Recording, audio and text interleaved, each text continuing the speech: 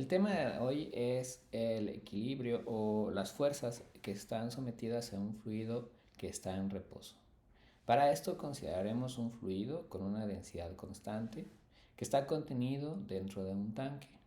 Y de ese fluido tomaremos una porción muy pequeña que se le conoce como un elemento diferencial de ese fluido para poder analizar a qué fuerzas está sometido. Este elemento diferencial tiene ciertas características geométricas que van a estar dadas por nuestro sistema de referencia que se imponga. En este caso tendremos un sistema de referencia cartesiano en donde la x es positiva hacia adelante, la y como se muestra en la figura y la coordenada z de esa forma. De tal manera que el cubo tiene dimensiones diferencial de x, diferencial de z y diferencial de y. Con esto se puede calcular un volumen, el que tiene este elemento diferencial, y también se puede determinar la masa ya que se tiene la densidad y el volumen. Una vez que tenemos este elemento diferencial, podríamos analizar las fuerzas a las que está sometido. Entonces tendremos nuevamente nuestro elemento diferencial y consideraremos que cada una de las caras tiene una cierta área. Esas áreas pueden estar comprendidas por el diferencial de x y diferencial de y, o diferencial de y por diferencial de z, o diferencial de x diferencial de y. En este caso, primero iniciaremos con las fuerzas en las que está sometido en la dirección z. La fuerza que empuja hacia arriba a este elemento diferencial está dada por la presión que está sintiendo esa cara multiplicado por el área de esa cara, que en este caso sería diferencial de x y diferencial de y.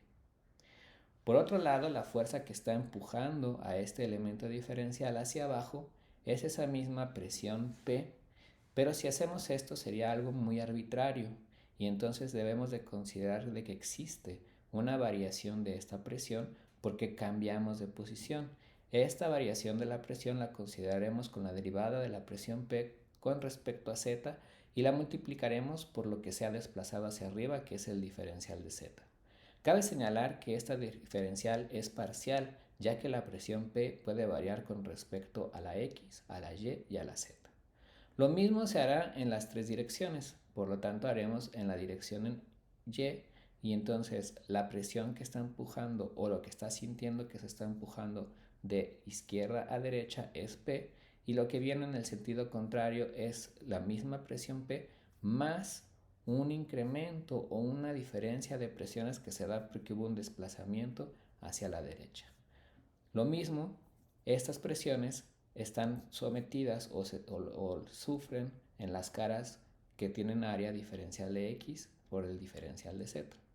En el caso de la dirección x se vuelve a hacer lo mismo, se propone que está sometido a una presión P que viene de adentro, vamos a decirlo, hacia afuera, que está multiplicándose en la cara diferencial de y diferencial de z, y por último se hace la misma presión P más una variación que se tiene porque se desplazaron en la dirección X.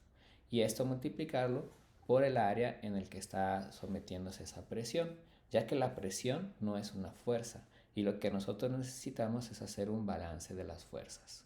Ahora, dijimos que este fluido tiene una cierta densidad y tiene un cierto volumen, por lo tanto, tiene una cierta masa.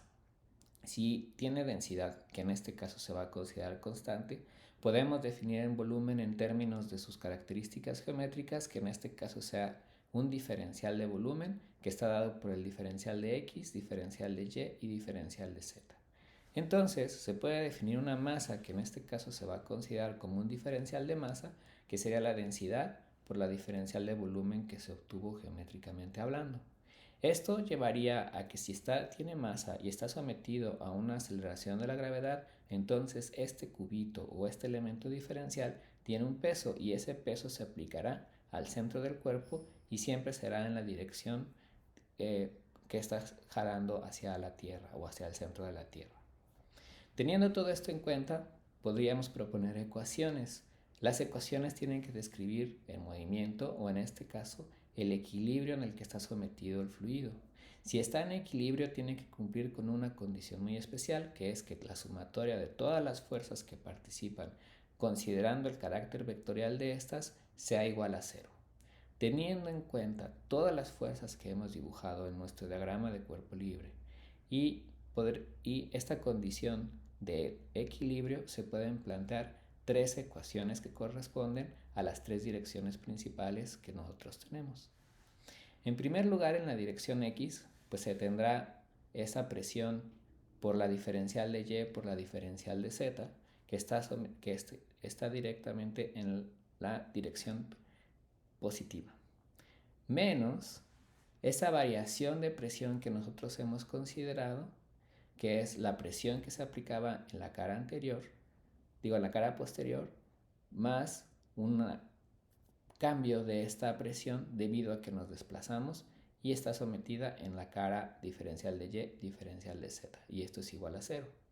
Lo mismo se hará en las tres direcciones, recordando que en la dirección en Z se tiene al peso que se aplica en el centro del cuerpo. Plantear estas ecuaciones es relativamente sencillo, pero se tiene que tomar en cuenta que la presión no es una fuerza, sino la presión por el área es lo que nosotros podríamos definir como una fuerza y que estamos considerando en este caso. También cabe señalar que las variaciones que se proponen por el cambio de dirección están dadas por las derivadas parciales de la parcial de P con respecto de X, parcial de P con respecto de Y y parcial de P con respecto de Z. Estas variaciones no son arbitrarias, sino dejamos que el mismo sistema las defina y por eso se propone que existe un cierto cambio, porque existe un desplazamiento, es decir, la presión puede variar en función de la posición en donde se encuentre. En este caso de la ecuación en Z se tiene que tomar a el peso y que va a estar dado por la densidad, por la diferencial de volumen, que se había dicho que era diferencial de X, diferencial de Y y diferencial de Z, por la aceleración de la gravedad, y esto será igual a 0.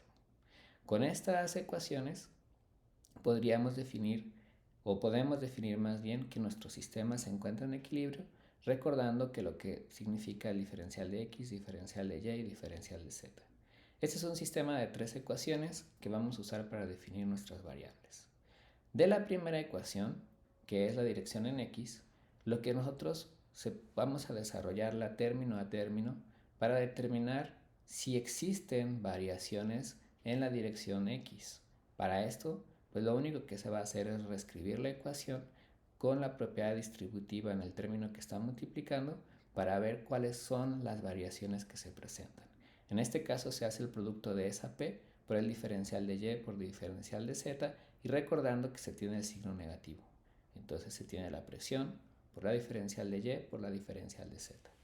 También ahora tendremos el término de la diferencial de P con respecto de X, diferencial de X, que multiplica al área donde se está aplicando. Y también tenemos que considerar que está sometida al signo negativo. Esto es igual, todo esto va a ser igual a 0. Como se puede apreciar, el primer término y el segundo término de esta ecuación son iguales, pero con signos contrarios, por lo que se pueden despreciar y llegamos a una primera conclusión, que la derivada de la presión con respecto de X multiplicado por la diferencial de volumen es igual a 0. Ahora, este diferencial de volumen no puede ser 0 porque si no, no tendríamos una partícula. Entonces, el único caso que nos queda para que esta igualdad se cumpla es que la derivada o la parcial de P con respecto de X sea igual a 0. Lo mismo se hace en la dirección de Y y como se puede apreciar vamos a llegar a un resultado similar.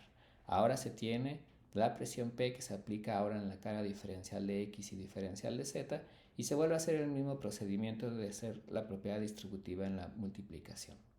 Como se puede adelantar, en este otro caso también tendremos que la variación de la presión en Y no será igual a 0, ya que el diferencial de volumen, nuevamente se repite, no puede ser 0. De aquí se tiene esta conclusión. Ahora bien, se hace el mismo análisis en la dirección en Z, teniendo en cuenta que aquí sí se tiene una fuerza que participa, que es el peso. Se vuelve a hacer la propiedad distributiva en la multiplicación y volvemos a encontrar lo mismo que en los casos anteriores, pero ahora sometido en la cara diferencial de Y, diferencial de X. Y esos primeros dos términos, al ser iguales pero con signos contrarios, se anulan. Pero tenemos ahora que existe esta fuerza de gravedad que está multiplicado por un volumen. Al igual que en los casos anteriores, los primeros dos términos, al ser iguales, se eliminan, pero ahora se tienen estos otros dos términos. Considerando que el diferencial de x, diferencial de y y diferencial de z son factores comunes para los dos términos, estos se pueden despejar y entonces la ecuación quedaría escrita de esta forma. La variación de la presión en z menos la densidad por la aceleración de la gravedad es igual a 0. De aquí llegamos a la conclusión que la variación de la presión en z depende de la densidad del fluido y de la aceleración de la gravedad. Y ahora sí tenemos tres ecuaciones que van a definir el estado de fuerzas de nuestro sistema y por lo tanto el estado en el que se mueve, que en este caso no se mueve. De las dos primeras ecuaciones, la parcial de P con respecto de X y la parcial de P con respecto de Y que sean iguales a 0, nos está indicando que la presión en un fluido estático no varía cuando se desplaza la partícula en la dirección horizontal, ya que el plano XY es el plano horizontal. Es decir, si estamos sumergidos dentro de un fluido y nos movemos única y exclusivamente horizontalmente, siempre estaremos sometidos a la misma presión y no encontraremos variación. Esto también conlleva a que la presión única y exclusivamente sea función de z, y al ser única y exclusivamente función de z ya no se tienen que usar derivadas parciales sino derivadas ordinarias para escribir la tercera ecuación. Este conjunto de tres ecuaciones son los que van a definir la ecuación de la hidrostática para nuestro curso de mecánica de fluidos, y a partir de esto se podrá definir diferentes casos especiales, como pueden ser que la densidad sea constante, que la densidad sea función de la presión, que la densidad sea función de la presión y de la temperatura, o que la densidad sea función de z.